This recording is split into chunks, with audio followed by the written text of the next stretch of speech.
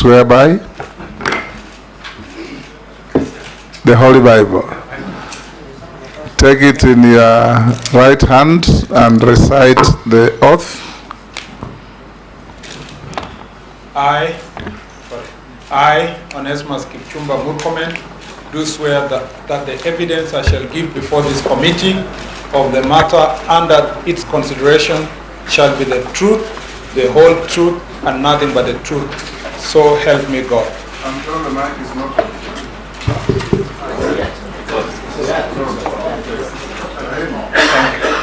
You are suffering from diminishing returns. You may sign the oath.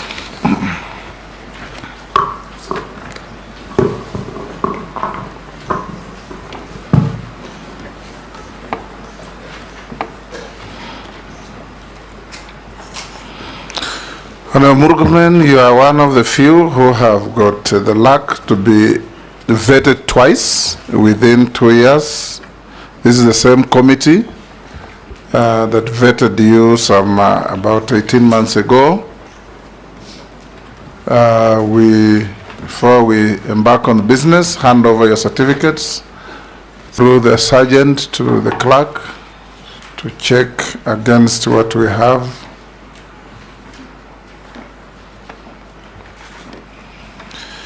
You've also been a colleague of all these members in Parliament for the last 2 terms. In fact, 2.5 terms, or 2 terms and some fraction. So these are your colleagues. I have directed them in cases where we have met former colleagues like Wandai, like Badi, to ask questions without fear or favor, with dignity and respect to each other. And we want precise and concise answers to punguze story mingi. And I've also requested the members that avoid unnecessary preambles to your questions. You just ask your questions so that they can be responded to. So to start in earnest, Honorable Murkomen, give us a short, no more than 5-minute opening statement telling us your name, your educational background, your work experience, your key competences that make you suitable for the appointment to which you have been nominated as Cabinet Secretary.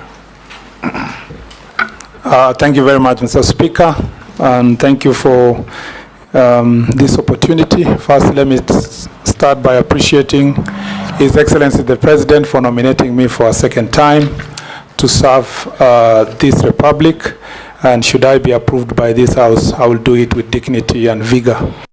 Mr. Speaker, I am born and brought up in the eastern slopes of Cherangani Hills, a place called Embobut, where I went to school, and thereafter went both to St. Joseph's High School, Kitale, and St. Patrick's High School, Iten. Both schools are sports giants.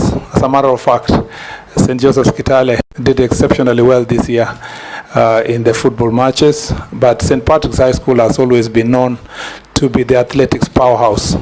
I brushed shoulders with world champions and gold medalists, some of whom were my classmates, but I didn't run.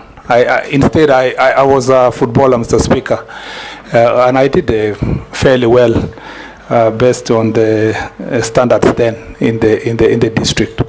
Mr. Speaker, thereafter I joined the University of Nairobi to study law at the University of Nairobi School of Law, and graduated in 2004. Thereafter, I was awarded a scholarship to study for a postgraduate degree in law at the University of Pretoria, where I did a master's degree in trade and investment law in Africa. And thereafter, I also went to the American University Washington College of Law, where I did another degree, a master's degree in international law. Mr. Speaker, I was in between. Before the master's program, I did my privilege and was admitted to, I actually was awarded a diploma in law and thereafter admitted to the bar. Mr. Speaker, upon return from the United States in 2007, I was employed to teach at the Catholic University of Nairobi, where I am very proud of the first cohort of my students in my time, one of whom is the president of the Law Society of Kenya. Thereafter, Mr. Speaker, I joined Moi University as also, I taught in Moi University until the time I resigned in 2012 to join politics. In between, I was an adjunct lecturer at the University of Nairobi, Kenyatta University, and a few other colleges and institutions. And Honorable Junaid Mohammed was a beneficiary of that knowledge, Mr. Speaker, in the legal profession. Mr. Speaker, other than that, I need to say that the most relevant part of this experience in the university and college, Mr. Speaker, is the fact that throughout my tenure from high school to the university, I was a student leader. As a matter of fact, at the University of Nairobi, I was the first student to be elected to the president of the Law Society in my second year. And Mr. Speaker, I also served as chair for SONU for a short period of time as we reconstituted SONU. And Mr. Speaker, I also was the CU chair, not just for the University of Nairobi, but all the CUs in the country. I am a product of student movement. I have been brought up, mentored, both in Christian leadership circles and also in the political movement of students. When you say CU means Christian Union. Christian Union, yes. Someone can think it's Cafeteria Union. It's not CCU at the University of Nairobi. It's actually, Mr. Speaker, the Christian Union. Mr. Speaker, I was the president of the Fellowship of Christian Unions leadership across the country. Mr. Speaker, beyond that, I need to say that I also was a board member of the Youth Agenda, where our focus was to make sure that we mainstream youth issues. Mr. Speaker, I have worked with many civil society, both as a consultant, but also as a volunteer in the board. I do a lot of sports-related issues. Mr. Speaker, I was the captain of Bunge FC. And I see my members here, Mr. Speaker. Honorable Kikaria was a fantastic midfielder, a bit aggressive sometimes, but Mr. Speaker, I chaired I was the captain, and we did exceptionally well during my tenure, and I scored so many goals in different countries in East Africa. I say this, Mr. Speaker, because of the relevance of this sector of creative economy, youth and sports. And Mr. Speaker, I'm a passionate sports fan, Mr. Speaker, and I believe that my nomination shall contribute to making the issues of the youth, Mr. Speaker, successful. I need to conclude by saying that I was elected in 2013 as a very young leader, not too young, but at least within the bracket of the youth. I was 32 years old. I came to the Senate, Mr. Speaker, and served immediately, nominated to serve in Pan-African Parliament, became the chair of devolution committee, graduated quickly to become the deputy majority leader. By second term, Mr. Speaker, I was the majority leader in the Senate. And Mr. Speaker, in my third term, in all these situations, the people of Elgeyo Marakwet County elected me 3 times by a minimum of 75% of the votes. As a matter of fact, the last term, I was elected by 90% of the votes. Mr. Speaker, in all these processes of leadership, I got an opportunity to serve as a cabinet secretary for roads and transport, a position I held for until the 11th of November, 11th of July, when the president dissolved the cabinet. Mr. Speaker. He didn't dissolve, he dismissed. Yes, Mr. Speaker. Yes. Until then, I served in that capacity, Mr. Speaker. I thank you. Thank you, Honorable Murkomen. Welcome. I'll now invite the Deputy Speaker to be the first to ask you a question. Thank you, Honorable Speaker. Honorable Kipchumba Murkomen, my questions will just be two-way: where you're going and where you had come from, because we will judge your competence as a Cabinet Secretary for Youth Affairs, Creative Economy and Sports based on your performance in your previous position of Cabinet Secretary for Roads and Transport.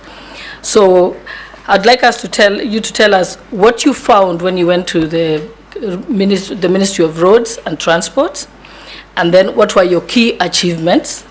And what is your legacy, so to speak, so that if we had to assess what Murkomen did during that time, we can be able to judge you by that.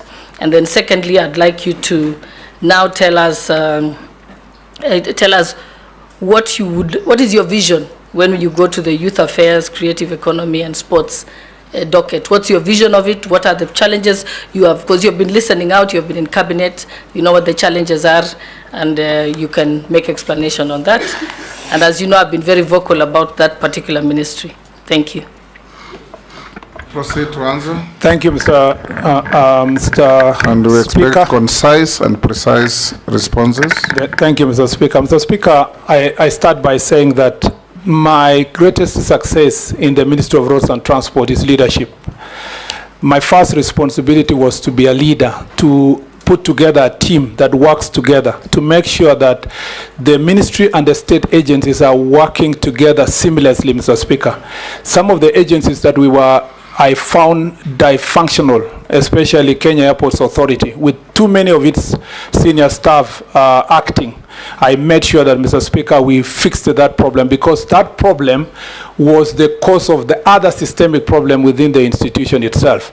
Mr. Speaker, I operated and worked with the managing directors, director generals, the PSS as a team, and at no time, Mr. Speaker, did you hear any squabbles in the ministry. Number two, the second success for me is to be able to lead for the 2 years with integrity and honor, without, Mr. Speaker, bringing my office into any disrepute.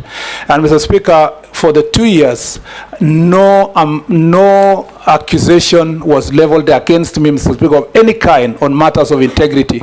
I carried myself with honor. I abhorred acts of corruption. I managed to lead and remove some of our staff, Mr. Speaker, in some of the agencies, including Kenya Rural Roads Authority, that had become Mr. Speaker, difficult for my predecessor to remove them because of acts of corruption.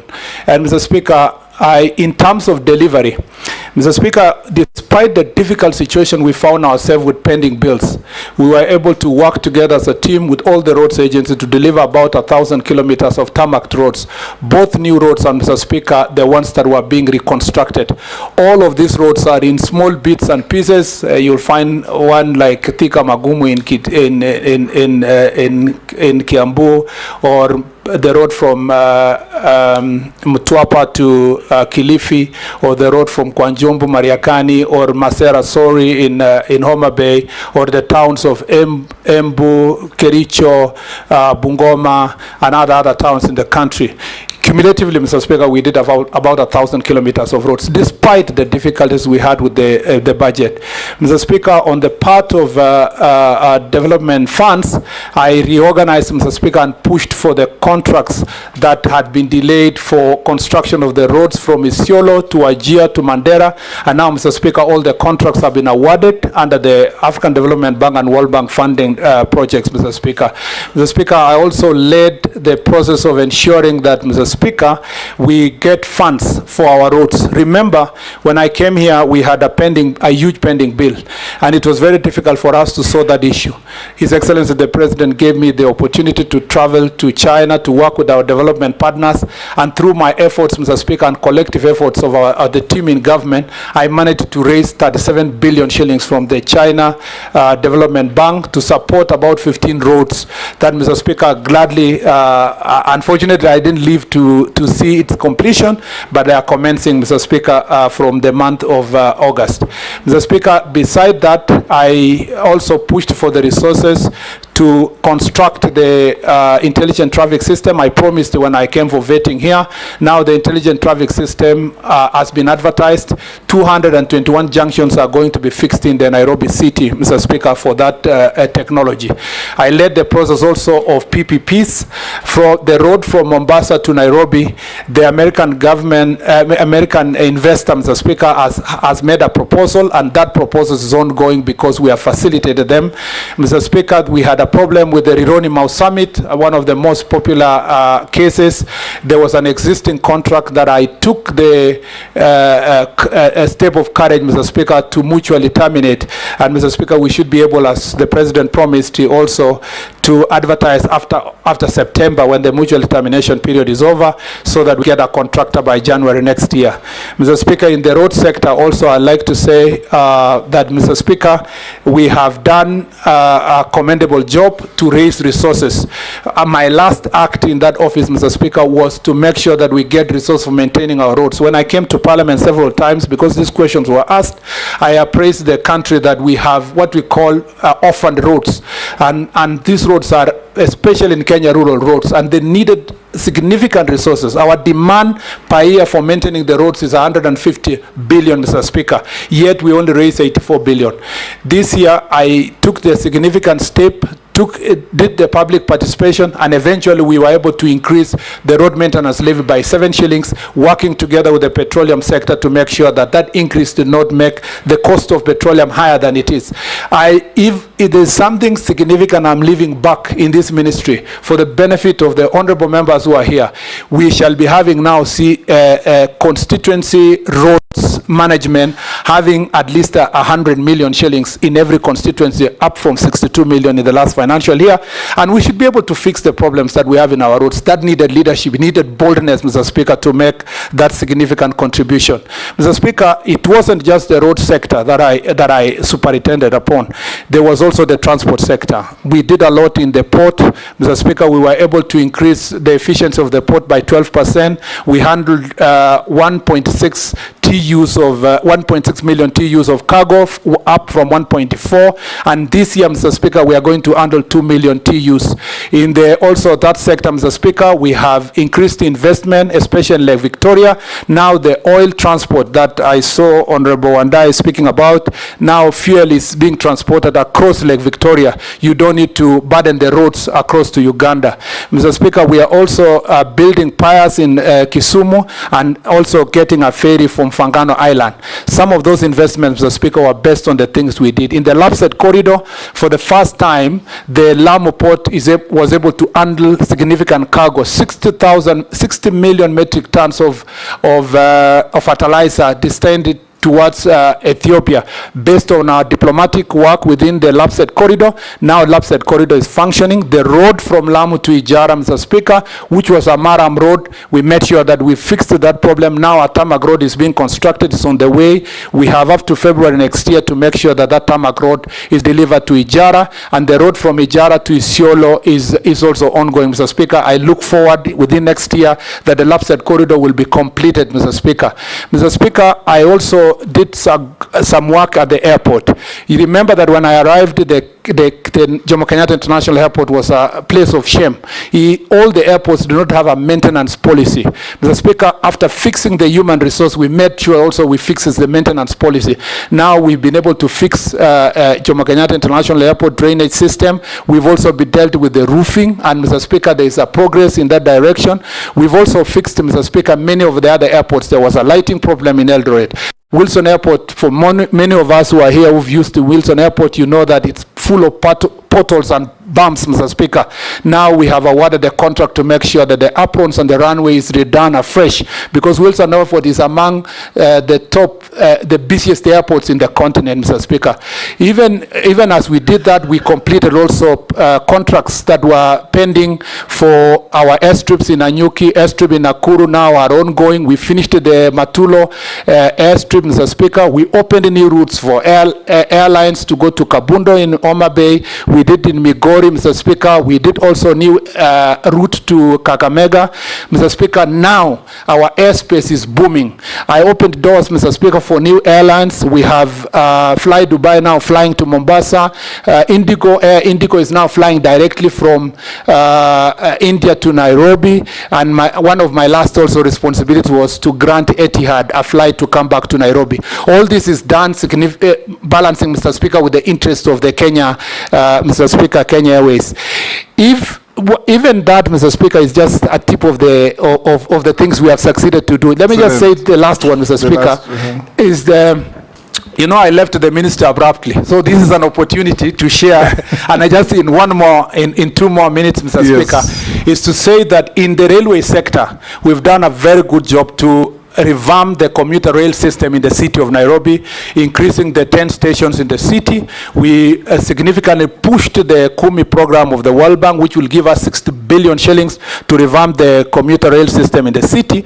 And Mr. Speaker, that will also lead to increasing the stations and therefore significantly reduce climate impact in the city and pollution, because we will be using mass transit of the railway. Mr. Speaker, we have done so also by connecting Mombasa to Miritini itself, and we are doing a construction of rerouter, Mr. Speaker, all the way to Ngong and hopefully then to Rongai, so that then we can significantly move our people using commuter rail. I was in the process of getting funding, working together with private sector and Ugandan government to make sure that we extend the railway from Naivasha to Kampala. I believe that my successor, the person who comes after me, my successor, Mr. Speaker, will continue from where we left insofar as that is concerned. There are so many other things we've done in the transport sector, in the Namata. All these will be now factors of history, and we shall have the time to be able to share. So I just want to say this, Mr. Speaker, that even as we accuse the government, and there is a general accusation across board that we've not done the communication, unfortunately, Mr. Speaker, no matter how much we try to publicize these great things we have done, it is trounced by criticism and predetermined programming, Mr. Speaker, to label certain people as a failure. I have worked passionately, committed to deliver my work, working sometimes up to midnight, Mr. Speaker, and this is a job I look back and say the last 2 years have been exciting for me, and I look forward to also taking the same energy and vigor to the next ministry. Mr. Speaker, the vision I have for the young people of this republic, there are many people who have asked themselves that, you know, why Murkomen? Why is he being put here? I believe that, Mr. Speaker, the president carefully chose me because of my energy, my commitment, my passion, and my history with young people. Mr. Speaker, I do a lot of mentorship across the country, even when I was in the Ministry of Roads and Transport. Mr. Speaker, I ran a tournament, a supporter tournament, Mr. Speaker, that runs in about 5 counties, and we were moving to the 6th county in the Kerio Valley region, which uses sports, and for that reason, it was football last year, to bring warring communities together, the Pokots, the Marakwets, the Turkana, the Samburus, Mr. Speaker, the people of Tugen, to bring them together to play together. And last year, as a result of that tournament, for the first time, we had an opportunity. Some leaders from Turkana got the first time to be in Kapenguria when we were playing football, and I was really surprised.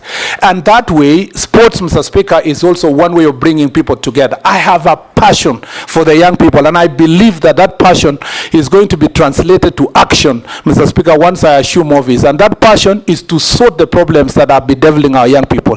The problem of unemployment, Mr. Speaker. The problem of our sports sector, the way it's mismanaged, Mr. Speaker. And many other issues that I hope we will delve into. That will because my teacher, Honorable Gladys Boshole, has asked a very wide question. If I'm left to answer, Mr. Speaker, I want to narrow you down now to yes, I thank you, Mr. Speaker. the much you have said, and said it well. Majority Leader. Thank you, Honorable Speaker.